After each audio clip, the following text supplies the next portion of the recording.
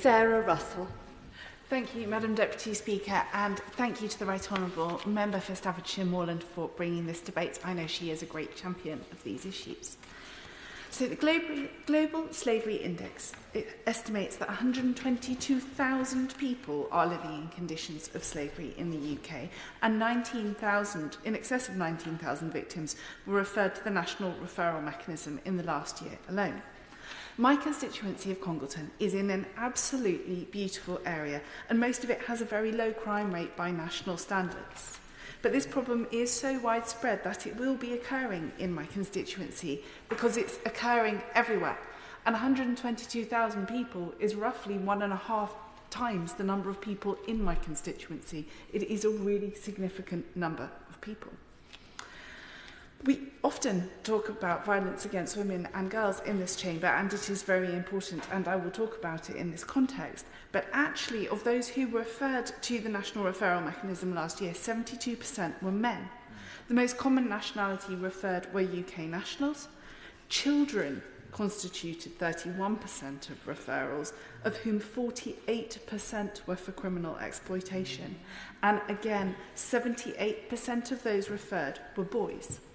It is absolutely crucial that we keep up the pressure to remove and reduce violence against women and girls, but it is absolutely critical that we also are aware of how much violence there still is in society for boys and men. There are lots and lots of different ways in which modern slavery occurs in the UK, and it is the diversity of it which I think in many ways makes it more difficult to tackle. Often, the way it occurs for men is in the agricultural sector, it's in the building sector, it's also in takeaways. The absolute growth in the takeaway sector in the UK means that there are large numbers of takeaways operating from warehouses in which the workers are simply completely unseen. Many of them are earning incredibly little. If in your local area you are able to order a takeaway for less money than it would cost you to cook it yourself at home, chances are that's how it's come about. Will the Honourable Lady give way on that point? I will give way. Thanks very much to the Honourable Lady for giving way. She's making a really important point about industries like takeaways being sites of modern slavery. In my local council in East Lothian, there's been a pilot looking specifically at the takeaway industry and what regulations local authorities can put in place that would allow them to enter premises and see what kind of modern slavery is taking place in there. And I just think it's a very interesting pilot that I wanted to draw to heart and the House's attention. Sarah Russell. Thank you very much for drawing that to my attention. I am very interested in it. I'm pleased to report that I'd say the overwhelming majority of takeaways in my constituency remain physical premises that also operate as restaurants, but I'm very aware that that's not necessarily the case necessarily for the whole of my local authority area, and it's certainly not the case for the whole of the country.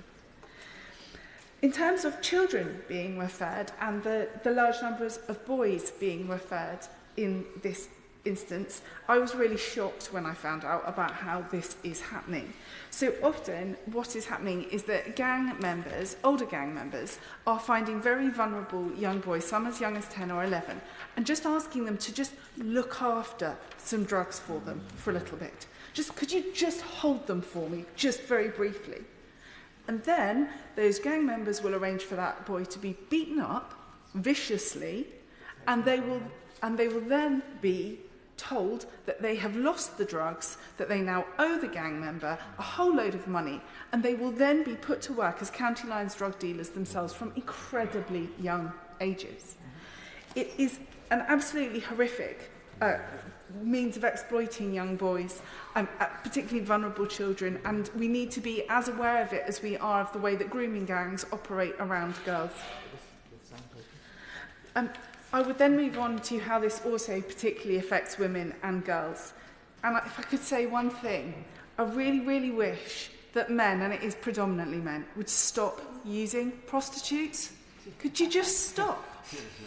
Because the number of women who are being brought to the UK under false pretences, believing that they're going to do a different form of work, and are then put to sex work against their will, having had their kept in physical confined situations which they're not allowed to leave, and having had their passports taken away from them, is really, really significant.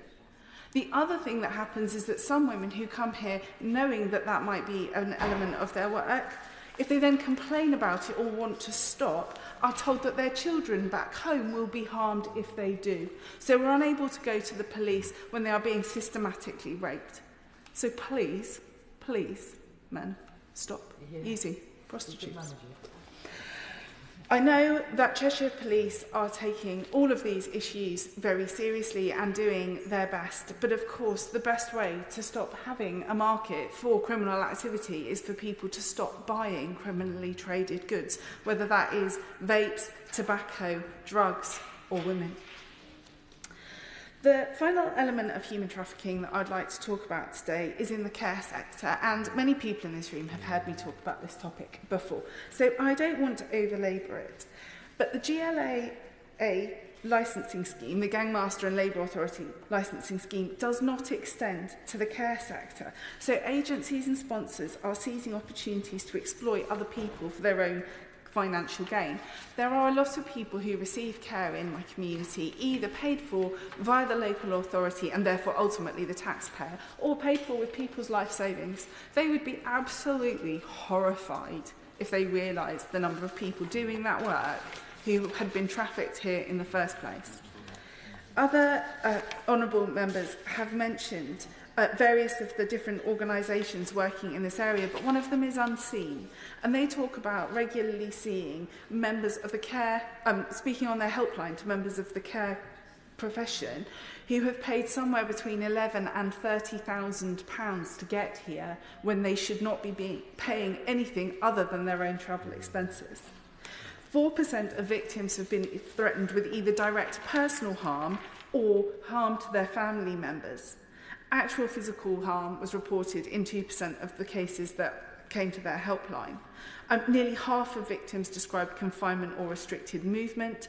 The list of things that has gone on is genuinely, absolutely horrendous. So I would just very much like to suggest that when we have the Fair Work Agency taking over GLA's responsibilities, that we make sure that licensing is brought into this sector, or we otherwise look at how the visa regime can be changed so that people can transfer between employers, and how we can generally stamp out the level of exploitation within the care sector. So I'd like to thank everyone who's participated in this debate. I know that there's a lot of, across the House, a lot of strong feeling that we can do a lot better, and we should be doing a lot better for vulnerable people in this country. Thank you. Yeah.